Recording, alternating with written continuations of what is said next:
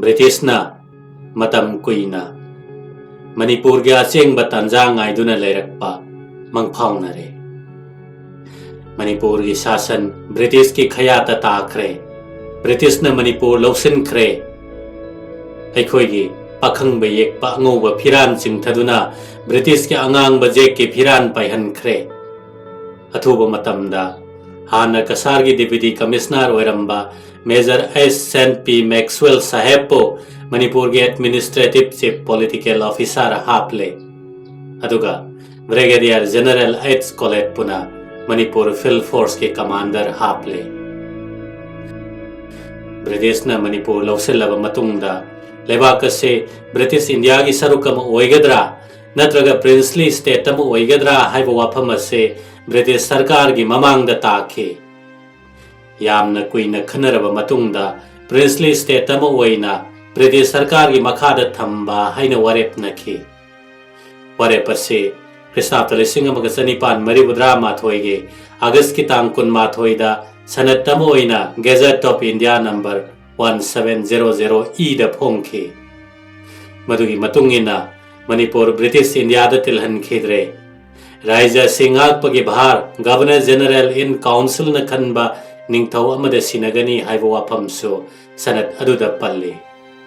madugi matungina Jorsan Singbo Manipur gi ningthau haple haina Gazette aduda palle panbayai madudi kanabu Manipur gi ningthau hengadage haiba khanaba matangda Gambir Singh Maharaj ki dhara makhaide British sarkar gi mafamda yamna lale haina lawkhe aduna Narsingha gi dhara dage ningthau khanba tai haiduna Moirang them chanuna pokpa masagi chahi nipan khakta ngairiba Jorsan Singbo British ki top 12 gi salami oktuna Manipur gi ningthau hapkhe ningthau gi thaudang gi matangda sanatta sumna palli madudi British government na hiram kaya da pirakpa hukum sing madudi sasan gi maramda oiba yai Manipur gi makha ponba chingi tribe sing gi matangda oiba yai state ki lanmi gi matangda oiba yai natraga British sarkar na khut thingjanba pamba hiram kaya gi matangda oiba yai British sarkar na highway inbagi thodau udliba makhai amadi sanatta piriba waram sing tekta kaidana illiba makhai British sarkar na ningthau gi ngaklo pigani amasung sahjok pigani ningthau khobam karamna singadage haibagi matangda so sanatta sumna palli madudi ningthau gi machanupa ahanna mapagi swatta degari oina ningthau oinabagi hakle ningthau pham kaba khuding makta government of India gi ayaba yaugadabani Major Maxwell Sahebna Manipur gi chief political officer oibaga mahakki hukum matungina mahakki chief secretary E.M. Sims na akhannaba cherol thoktuna makhagi miyoi sing asi phaba ngamba mida ming mapada piriba selgi mana asi pigani haina lau thoklami madudi Kulachandra Maharaj lupa lising manga Tikendrajit Jobaraj lupa lising manga Angau Sana Senapati lupa lising ani Jila ngamba Samu Hanjaba lupa lising ani Thangal General lupa lising ani Niranjan Subedar lupa lising ama British ki akanba force adu ubada Manipur ngakpa ngamgani haiba sauraktrabada Maharaj Kulachandra Jobaraj Tikendrajit na chingba porompat phauduna chasat yaukhre pawasi tabada makhoibu tanaba King's Royal Rifles ke Lieutenant John Dewar amasung 32 suba Burma Infantry ge Lieutenant Eustace anina sifai maribudra puduna chasat yauba phauba sagol tongduna tanaroi phangdaduna halakhi mi thaduna koithi thibada megitang anida Niranjan Subedar megitang taretta Thangal General megitang nipanda Kulachandra Maharaj megitang nipanda Ngausana megitang kunmathoida Jila ngamba amasung megitang kulhumdoida Tikendrajit asumna mathang phagathi aduga makhoibo phaba ngamba mida mana pigani haina sarkarna lauthokiba matungina phagalaba mi singda managi senpham adu lising amaga chanipan maribudra mathoi ingi megitang kuntaretta chief political officer na yenthokhi loinana Tikendrajit po phanaba aronba pau pikhiba amasung aronba mateng pangkhiba mioi anida ꯃꯊꯪꯁꯤꯅ ꯂꯨꯄꯥ 500 ꯑꯃꯁꯨꯡ ꯂꯨꯄꯥ 100 ꯃꯅꯥ ꯑꯣꯏꯅ ꯄꯤꯈꯤ꯫ ꯊꯧꯔꯝ ꯑꯗꯨꯗ ꯑꯌꯥꯄꯨꯔꯦꯜ major ꯅꯤꯂꯃꯅꯤ ꯁꯤꯡꯕꯨ ꯐꯥꯅꯕ ꯑꯔꯣꯟꯕ ꯄꯥꯎ ꯄꯤꯈꯤꯕ ꯃꯤꯗ ꯂꯨꯄꯥ 100 ꯃꯅꯥ ꯄꯤꯈꯤ꯫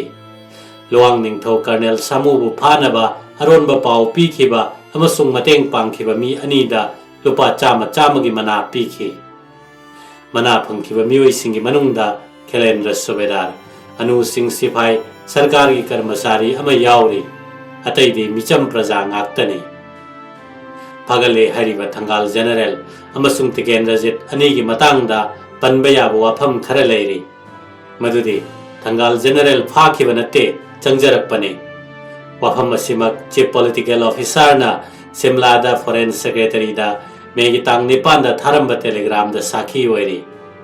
ꯖꯦꯅꯔꯦꯜ ꯑꯁꯤꯕꯨ ꯐꯥꯅꯕ ꯍꯣꯠꯅꯕꯗ ꯇꯦꯡꯕꯥꯡꯈꯤꯕ ꯃꯤꯑꯣꯏ 4ꯗ ꯃꯊꯪ ꯁꯤꯠꯅ ꯂꯨꯄꯥ 700, ꯂꯨꯄꯥ 700, ꯂꯨꯄꯥ 100 ꯑꯃꯁꯨꯡ ꯂꯨꯄꯥ 100ꯒꯤ ꯃꯅꯥ ꯄꯤꯈꯤ꯫ ꯇꯤꯀꯦꯟꯗ꯭ꯔꯖꯤꯠꯄꯨ ꯁꯤꯡꯖꯃꯩ ꯃꯊꯛ ꯊꯣꯛꯆꯣꯝ ꯗꯦꯋꯥꯟꯒꯤ ꯌꯨꯝꯗꯒꯤ ꯁꯖꯤꯕꯨꯒꯤ ꯅꯣꯡꯃ ꯄꯥꯟꯕ ꯊꯥꯡꯖ ꯅꯨꯃꯤꯠꯇ ꯐꯥꯈꯤꯕꯅꯤ꯫ ꯇꯤꯀꯦꯟꯗ꯭ꯔꯖꯤꯠꯀꯤ ꯃꯤꯆꯪꯗ ꯃꯥꯔꯁꯦꯜ ꯀꯣꯔꯠꯇ ꯁꯥꯈꯤ ꯂꯦꯞꯈꯤꯕ ꯕꯂꯔꯥꯝ ꯁꯤꯡꯅ ꯃꯥꯒꯤ ꯖꯕꯥꯟꯗ ꯈꯨꯝꯈꯤꯕꯅ ꯑꯁꯤꯅꯤ: ꯖꯣꯕꯔꯥꯖ ꯑꯩꯒꯤ ꯌꯨꯝꯗ ꯂꯩꯔꯦ ꯍꯥꯏꯕꯁꯤ ꯇꯥꯛꯂꯨ ꯍꯥꯏꯅ ꯖꯣꯕꯔꯥꯖꯅ ꯇꯥꯛꯄꯤꯕꯗꯒꯤ ꯑꯩ ꯏꯁꯥ ꯆꯠꯇꯨꯅ ꯅꯨꯃꯤꯠ ꯌꯨꯡꯕ ꯃꯇꯝꯗ ꯈꯦꯂꯦꯟꯗ꯭ꯔ ꯁꯨꯕꯦꯗꯥꯔꯗ ꯇꯝꯂꯨꯏ꯫ ꯈꯦꯂꯦꯟꯗ꯭ꯔꯅ ꯍꯥꯏꯈꯤ, ꯑꯩꯍꯥꯛ ꯆꯥꯛ ꯆꯥꯔꯒ ꯂꯥꯛꯈꯤ꯫ ꯆꯥꯛ ꯆꯥꯕ ꯂꯣꯏꯕꯒ ꯑꯩꯍꯥꯛꯀ ꯃꯥꯒ ꯂꯥꯛꯃꯤꯟꯅꯈꯤ꯫ ꯖꯣꯕꯔꯥꯖꯅ ꯉꯁꯤꯗꯤ ꯏꯄꯣꯛ ꯅꯨꯃꯤꯠ ꯊꯣꯛꯏ, ꯍꯌꯦꯡ ꯆꯠꯁꯤ ꯍꯥꯏꯔꯕꯗ ꯈꯦꯂꯦꯟꯗ꯭ꯔꯅ ꯃꯗꯨ ꯌꯥꯔꯣꯏ, ꯉꯁꯤꯃꯛ ꯆꯠꯇꯕ ꯌꯥꯗ꯭ꯔꯕꯅꯤ ꯍꯥꯏꯔꯝꯃꯤ꯫ ꯃꯗꯨꯗꯒꯤ ꯈꯠꯅꯔꯦ, ꯑꯅꯤꯗꯨ ꯅꯝꯅꯔꯦ꯫ ꯇꯤꯀꯦꯟꯗ꯭ꯔꯖꯤꯠꯅ ꯈꯦꯂꯦꯟꯗ꯭ꯔꯕꯨ ꯉꯛꯊꯤ ꯆꯞꯇꯨꯅ ꯈꯦꯂꯦꯟꯗ꯭ꯔ ꯈꯨꯗꯣꯡ ꯌꯥꯝꯅ ꯆꯥꯗ꯭ꯔꯕꯗ ꯒꯥꯔꯣ ꯍꯤꯜꯁꯀꯤ ꯄꯨꯂꯤꯁ ꯑꯅꯨꯁꯤꯡꯅ ꯇꯦꯝꯄꯥꯛ ꯂꯩꯇꯨꯝ ꯑꯃꯅ ꯊꯥꯖꯤꯜꯂꯛꯄꯗ ꯖꯣꯕꯔꯥꯖꯀꯤ ꯆꯤꯝꯕꯥꯟꯗ ꯄꯥꯟꯈꯤ꯫ ꯉꯛꯆꯥꯅꯗꯨꯅ ꯂꯩꯔꯤꯉꯩꯗ ꯑꯅꯨꯁꯤꯡꯅ ꯃꯇꯦꯡ ꯄꯥꯡꯗꯨꯅ ꯈꯦꯂꯦꯟꯗ꯭ꯔ ꯁꯨꯕꯦꯗꯥꯔꯅ ꯇꯤꯀꯦꯟꯗ꯭ꯔꯖꯤꯠꯄꯨ ꯐꯥꯈꯤꯕꯅꯤ꯫ ꯃꯤ नेक्तुना जोबराजपु पोरगा पुहनखी। लमसांग अदु लाकपदा मयामना जोबराजपु यंगनखी। ममा पोक्तबी थोकचोम निंगोल अमसुंग महाकपु पोकप मबुधौ अनीना जोबराजकी मतुंग येनखी। मखोय अनी नतना अतै कनामता लाखिदे। फारब मतुंगदा तिकेंद्रजितपु 94 सुब गुरखा राइफल्स के क्वार्टर गार्डता थोंग अमता पानबा का अमदा खुत्ता योलहिंग चंदुना सोलोन सिंदुना थमखी। अहिंग नुंगथिल यारेक्तुना संतरी थमे। नुमित निनी चरा हेनबदगे जोबराज की सना हक्चांग मयेंग तारमे। मसा मतोमता सिदोखिगद्रा हाइना यामना चिंगनरमे। चाक पिजबा कांदा फावबा पुजारीना हु हपचिनखिबा याय हाइबगिदमक पुजारीदा हाना तंगहलगा जोबराजता पिजै। तिकेंद्रजित की विचारगिदमक मी अहुमना साबा मार्शल कोर्ट अमा सेमलम्मे। जज ओइखिबा मियोइसिंगदे lieutenant colonel Saint John Frontcot Michael, assistant adjutant general ना प्रेसिडेंट ओइरमे। 94 सुब गुरखा राइफल्स की कमांडेंट मेजर रिचर्ड कार्ली रेजुए अमसुंग नगा हिल्स की डिप्टी कमिश्नर CAW डेविस अनीना मेंबर ओइरमे। मिलिटरी ऑफिसर अनी अमसुंग पॉलिटिकल ऑफिसर अमने। ख्रिस्ताब्द 1974 जून की तांग अमदगी मरी फाववा साकी सिंगना जबान लौखे। तिकेंद्रजित की माइकैदा मैतै मचा तरुकना साखी लेपखे। ब्रिटिश सरकार की माइकैदा साखी 15 चोंगथोखे। मैतै 10, बेंगोली अनी, देशवाली अमा, ब्रिटिश अनीनी। केस होरकपा अद्वाइदा तिकेंद्रजित जोबराज की प्राइवेट सेक्रेटरी ओइरंबा ब्रजमोहन सिंहना जोबराज की दमक दरखास्त अमा इदुना मणिपुर उकिल लेते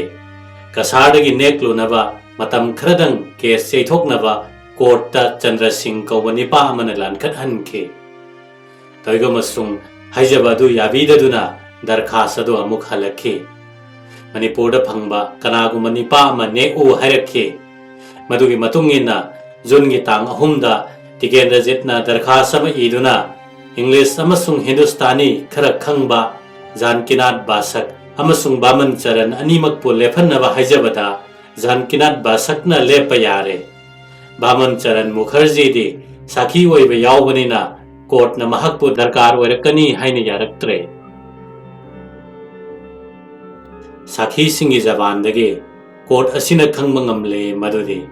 Tikendrajitna Mars kunithoi amasung kulhumdoi gi darbar yaukidaba tat tawbani Mars kunmarida kunungda thokiba thaudoktasu ahanba nongmai kapkhibase Manipur gi maikai romdagi horakpani haibagi praman pangle maram aduna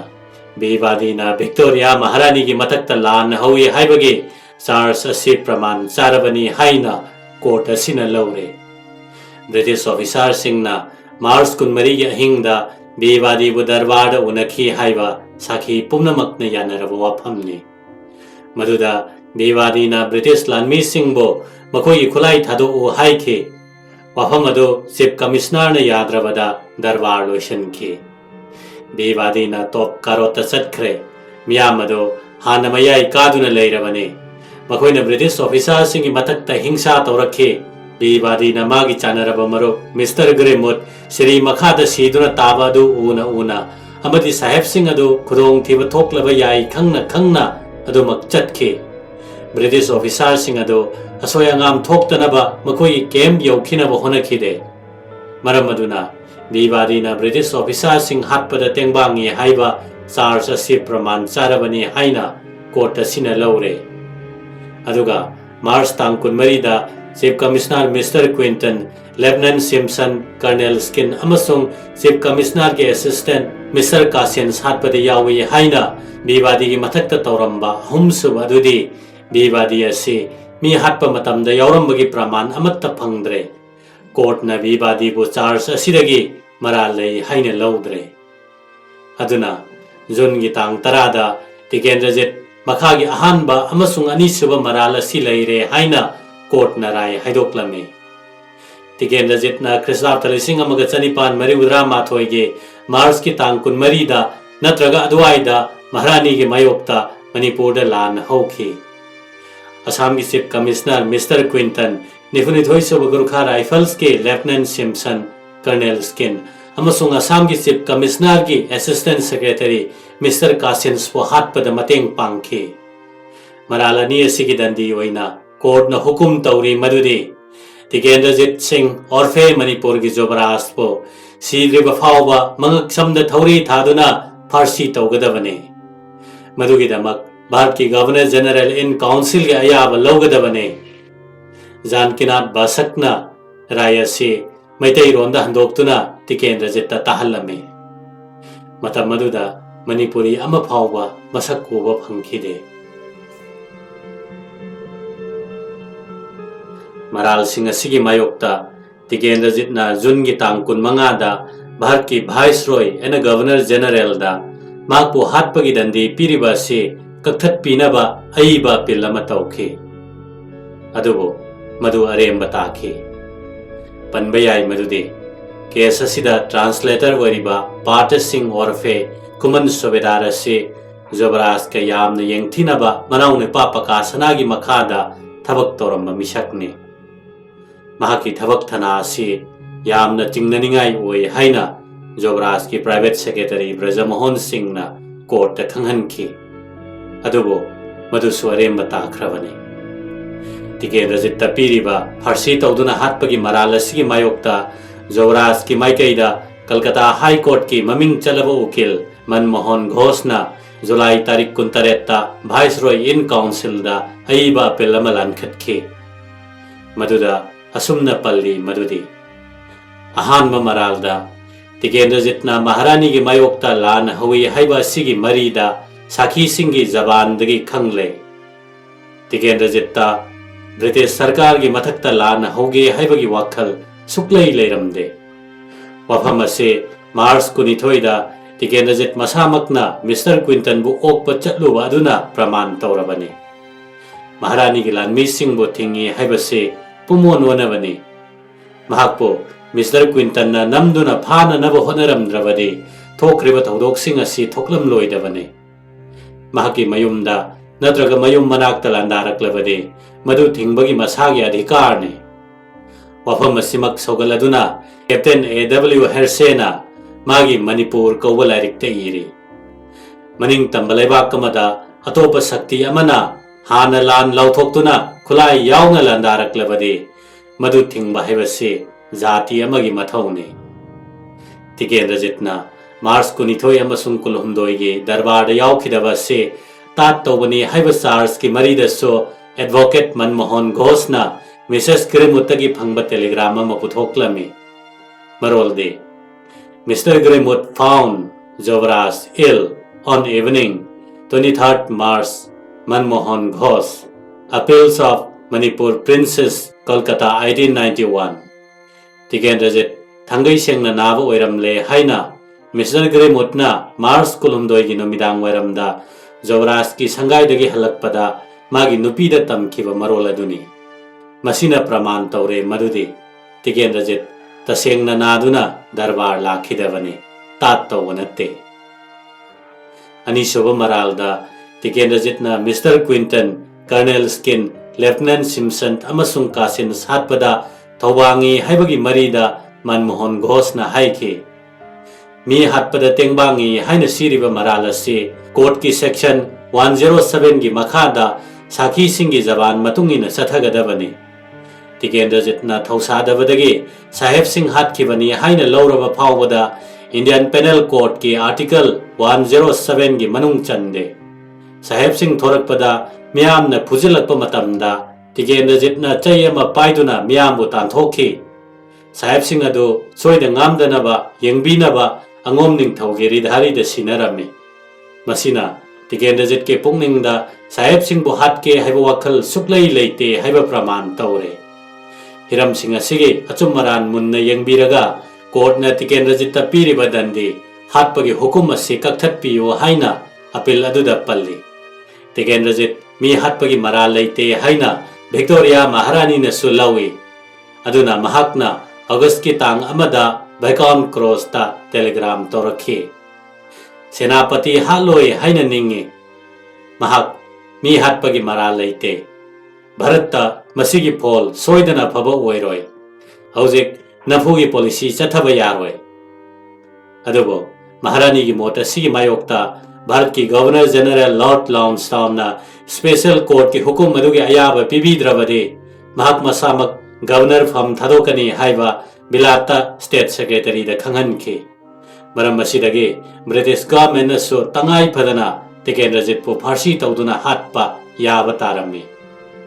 Bharat सरकार के अरोइब हुकुम अदो सिमलाद लैबा foreign secretary ना क्रिस्ताब्द लिसिंग अमग चनिपान मरिबुद्रा माथोइगे अगस्त की तांग तरा माथोइदा मणिपुर फील्ड फोर्स के commander general कोलेता Telegram तौदुना खंगलखे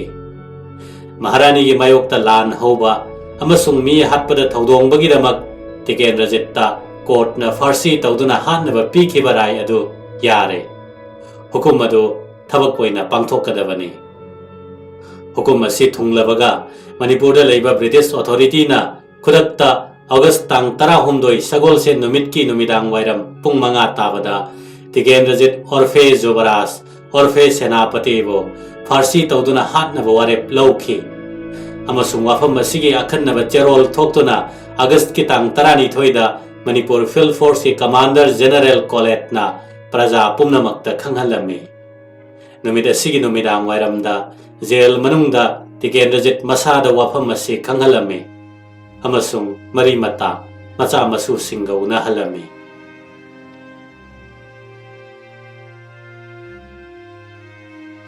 इंकुमजा लिसिंग अमग चनिपान मरिबुद्रा माथोइगे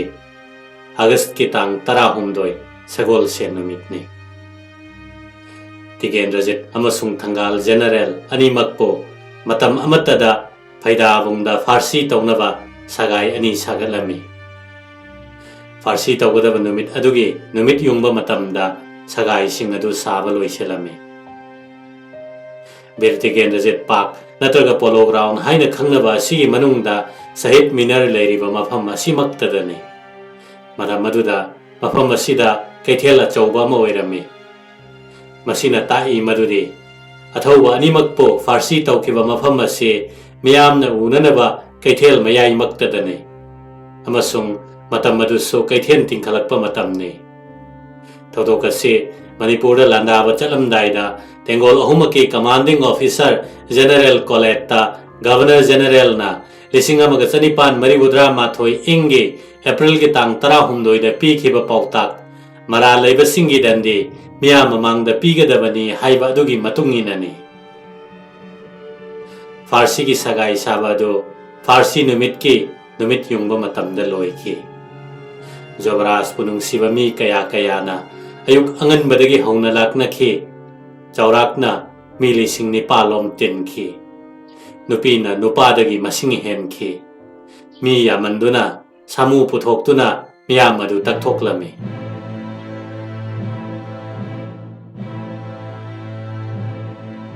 Farsi numit ki thaurang Major General Colette na August tang tarani thoide tawkiba order number 496 execution gi matungina asumna thowang ki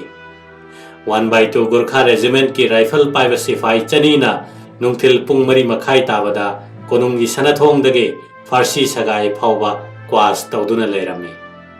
Farsi sagai ge wang thangmana kalda 1/2 Gurkha Regiment ki sifai chama ge yangkhai kha thangbada nifomdoi suba Gurkha Regiment ki sifai chama yangkhai lerami. Nongchup thangba mai kaida 1/2 Gurkha Regiment ki sifai yangkhai amasung nifomdoi suba Gurkha Regiment ki sifai yangkhai punna chama lerami. Makoibo nifomdoi suba Gurkha Regiment ki Colonel H. Evans na command tawrami. Tigen rajit thindorakadaba nifomdoi suba Gurkha Rifles ki rifle paiba sifai yangkhai amana nungthil pung manga ga minute 15 taba duaida regiment asigi quarter guard ta kwas tawduna lerami. Amasung pung mari makhai khara helakpa aduaidagi Jobras po Farsi sagai mafam tana thindoraklami. Thangal General bo thindorakpa sifai yangkai aduga mafam aduda pullaga nongpok maikai purami. Thindorakpa matamda British officer amamamna lusing lakhi. Nipan suba Bengal Mountain Battery ki commanding officer na maikai amamamda sifai tara maikai mari ki sifai nipuna Praja Singh bo sifai singdagi gas yangkai lapna lehanaba amadi hendoraktanaba sinaduna thamlami. Atopa sifai kangbu amaso British officer amagi makhada khulai paihanduna thamlami. Makhoi asidi darkar hek oibada sizinanaba reserve force ni.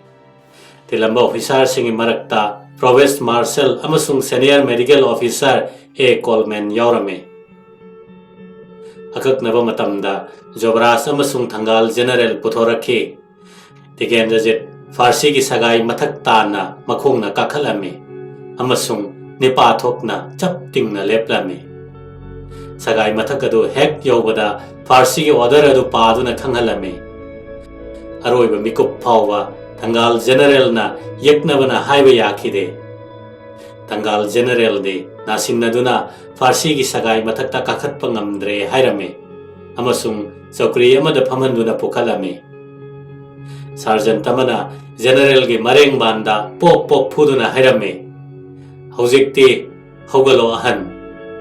Natrabadi ehakna nahakpu Farsi tawduna hatpa ngamdre.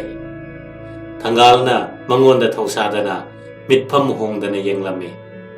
Adudagi artha handokpa nipa aduda munna yenglaga Thangalna makok hairame. Amasung yamna hauna phak noklami. Artha handokpa nipa aduna hairame. Sir, General na hogaloi hairi. Sergeant aduna themduna hairame. Ehakna nangonda soknaba tawroi haiduna ahal aduda haiduna yengo. Masiso artha handoklami. Toigo masung Thangal lengba phawba lenglamde. Nipa amana thori sangdoknaba Farsi ki sagai mathakta kakhalame. Amasung thori ado Thangal General ki ngaksamda mawong chana Sergeant aduna semjan magaloinena tiken rajit ki ngaksamda su semjalaga athauba animakpo Farsi tawduna hatkhi. Tilam liba miyam adugi marakta kap laubagi khonjel na mafam adu pumnin nilame. Animaki asiba masa adu pungama yanduna thamki. Pungamagi matungda Medical Officer A. Coleman na Farsi sagaide yanduna lairiba athauba animaki masa paiduna yamna kupna yenglami. Amasung mathwai yaudre haina lauthoklami. Aduga certificate pirami. Loinana Manipur ki chief political officer na so mamang magtada Beer Tiken Rajit amasung Thangal General Farsi तौदुना हाटखिबने हाइना certificate पीखी Jabaraj तिकेंद्रजित अमसुंग थंगाल general अनीबो हाटखिबा तमथीबा मिहाट अदुबो Manipur की वांगमदा भारत की मफम कयादगी निंदा तौनरखी मंगला अमसुंग अंग्रेजी चेफोंगसिंगदा आलोचना तौनरखी मधु फोंखिबा बंगला चेफोंगसिंग अदुगी मनुंगदा hit बानी संजीवनी समाचार बंगवासी चंद्रिका जन्मभूमि सिंथाबा याय मखोइना नैनखी मदुदे case हौरपकांदा उकिल लेफनगे मैतै लेबाकता उकिल लेते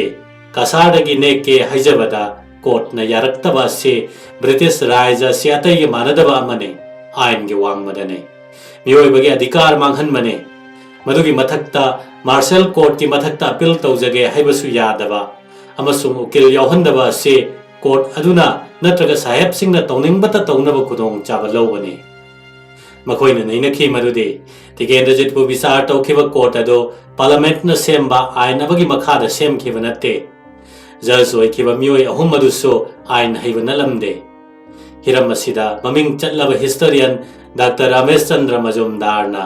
तिकेंद्रजित सिंहबु तौखिबा विचार मतौ अदो विचारने हाइना लौबा यादे अदुगा मिहाट अदुसु जुडिशियल मर्डर ने हाइना आलोचना तौरमे मसी मसु पलमे मदुदे तिकेंद्रजितना आयन गी अयोबदंदी फंगलिबदो मरालगिदमक नत्ते मथौना अमसुंग मरिंगजेल लैबगिदमक्तने तिकेंद्रजितपो नमदुना फानब थौरांग अदो हिंचाय तंबगी थौदौनी हाइना द स्टार कौब चेफोंग द फोंखी खुदोंग थिबासिना भारत मिखा पोनब कोकनब वखल संदोकपनी हाइना लौई हाइना फ्रांस की पाउसे द सोलरेन द फोंखी थोखरिबा थौदोक असि हौबदगी लोइबा फाउबा इफत फत्तब थौदोकनी हाइना लंदन द फोंगबा रिव्यू ऑफ रिव्यू द फोंखी governor general lord Lansdowne Tikendrajit पुसीबगी दंदी पीद्रबदे महक मसामक फम थादोकनी हाइबा अदुना महारानी की मिंगचत थिहनखी लॉर्ड लाउंसटाउन की पॉलिसी अदुना इंग्रेजी अयाम्बा इकाइबगा लोइनना तिकेंद्रजित किदमक नुंगाइतब फोंदोकखी अहोइनना ब्रिटिश गवर्नमेंट के अंडर सेक्रेटरी सर जॉन घोसना भारत सरकार दा यामना साथीना इकाइबा पीबा टेलीग्राम तौरखी तिकेंद्रजित पो हाटखिबा मिहाट असे फोर्स सिजनदुना आयन की वांगमदा हाटखिबने विचार मतौ अदुसु फागी फरांगी विचार मतौनी हाइना मुसौरीदा लेरंबा कैप्टन A.W. हर्सेना मागी मणिपुर कौबा लाइरिकते इरी मसी मसु पल्ली मदुदे मखोइना पामलिबदे हाना हालु कोना विचार तौ हाइबसिनी चोंगथाम यागा लोइनना अंडमान लोई थाखिबा मियोइसिंग अदुदे कुलचंद्र महाराज अंगौ सना सेनापति लोकेंद्रजित सिंह वंखैराकपा लुवांग निंगथौ सामु अरु सिंह उसबा लाइसरब खंब सिंह धन सिंह खोमद्रा चौबी मचाहल मयेंग बधन सिंह नेप्रा नोनी सिंह मचाहल त्रिलोक सिंह नोंगथोन बसतवाल धन सिंह सगोल सेम्बा नीलमणि अयापुरेल अबुंगजाव येंखोइबा असिना सिंहबा सिने मखोय अयाम्बा लिसिंग अमग चनिपान मरीबुद्रा माथोय इंगी सेप्टेम्बर मरीदा तेजपुर जेल दा यौखी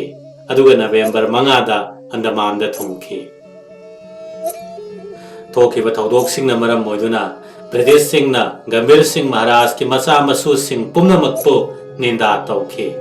अदुना नरसिंहा महाराज की धरा नला थिगतुना भुवन सिंह जोबराज की ममो मोरांगथेम ललिता मंजूरी न पोकपा मचा मरी की मनुंगदा अतोम्बा चही निपान खक्त ngairiba चोरचान सिंहबो लिसिंग अमग चनिपान मरीबुद्रा माथोय इंगे अगस्त कुन माथोय दा मणिपुर की निंगथौ हापखी अदुगा लिसिंग अमग चमापन तरा हुमदोय इंगदा श्री गोविंद की मंदिर अमसुंग कोनुंग साधुना होंदोखिबदगी हानगी मैतैगी सेंगलब कोनुंग कंगलादो कोनुंग अमनबा हैना खंगनखरे अदुगा कंगला मनुंगदा मरीसुबा साम राइफल्स थमजिनखी